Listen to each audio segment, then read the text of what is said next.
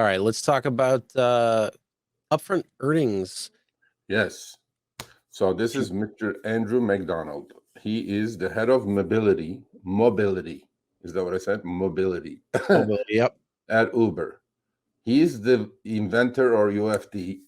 And he is the guy that overlooks all the matrix when they started releasing this beast on you guys. So first of all, it's from Financial Times, so it's a serious publication. It's not a BS. So I'm actually really, Mr. McDonald, if you're watching this, please, this should not burn the bridge that I'm trying to build, okay? Or if your intern is watching this, whoever you are, I am really trying to get you on the show. I know I can get a couple of you guys on the show, not Dara, but I know I can get you on the show. This is like a olive branch I'm just sending towards you, okay? We have questions that need answers. I have become Uber support for you guys. Please just come on, answer these questions so I can just live happily ever after. You know what I'm saying? Okay. Yep. Mr. McDonald. Yeah. I mean, seriously. So is Uber driver shortfall finally over? We all know that it's over. There are more drivers out there than there ever were because, right, Chris, macroeconomic conditions, people are not making enough money on their W-2s. They're driving to make a few extra $100 a week to pay for bills. And I don't blame any of those drivers. Yep. However, and you got the holidays coming up too. Yes, exactly. You got Thanksgiving, you got Christmas, kids need gifts and rent is due, all this stuff. And I don't blame any of these drivers that are out there. I mean, I would prefer that the market's not oversaturated, obviously, but it is what it is, right? So, according to Mr. McDonald, the company's 10 largest markets, which together make up more than 3/4 of its bookings. Think about this. 10 cities, and we know which ones they are. And there are a couple in Europe. There's London and there's Sao Paulo. I mean, there's Brazil, a couple of big cities.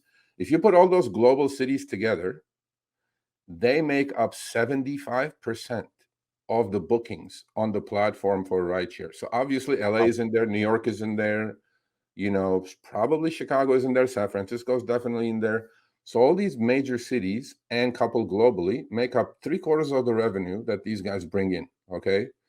So obviously they pay attention to those cities when they do an app change or, releasing UFD, obviously it's very important to them. So resolving its driver shortage has allowed Uber to turn its attention to addressing other customer complaints,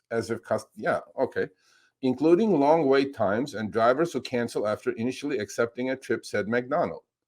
10-year Uber veteran. This guy started with Kalanick, and this is one of the few guys that's still around after Dara showed up. So McDonald said the improvement in driver supply was down to combination of cash incentives. We know that's not true at the moment, Mr. McDonald. The quests are down to nothing, literally.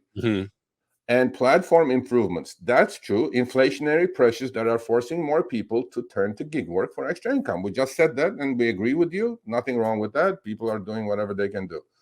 Platform improvements, he's talking about, obviously, UFD, upfront, destinations. And on the left screenshot, he said he was very focused on improving the technology that paired available drivers with the most appropriate customers. I don't know what appropriate means, but let's let that go. And calculating the right fee for each journey in order to minimize the chance of a rider is let down by cancellation. Obviously, once you see the destination of the passenger, right? You take it, you don't take it, you don't take it. And lastly, so over the past year, in an effort to make platform more appealing to drivers, and in some cases in response to legislation, Uber has dropped some measures it previously used to discourage cancellations, such as, what we had in California and things like that. And he goes, in many of its markets, Uber has also introduced upfront pricing that displays the trip cost to drivers, as well as the pickup and destination information. All this is wonderful, Mr. McDonald. I think it's really, really, really a good thing to do on your end as far as releasing the destination. But now we have problems with the system that you're running. Again, I'm trying to build a bridge here. You guys do 2 billion trips every 3 months, literally.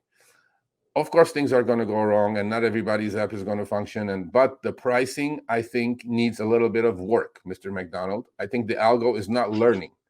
It's really, really not learning, because we're going to run a video. Hopefully you watch that as well. A lot of the technology that we're working on is working towards doing a better job with that. He said, ultimately, we think more transparency is better. 100% agree. And it's our job to make sure that we're pricing the trips correctly. See, this guy's saying the same thing as Dara said, right? As John Zimmer said. So pricing trips correctly is the most important thing on people's acceptance rates. All right, thanks for watching. That short little clip was from our live stream, Show Me the Money Club with Sergio and myself, Tuesdays, 6 p.m. Eastern, 3 p.m. Pacific. Make sure you subscribe, turn on all notifications so you'll be notified when we go live, as well as all of our awesome content. Make sure to check out this video right here, which will take you to the entire live stream, or check out this video right there. All right, drive smart, everyone.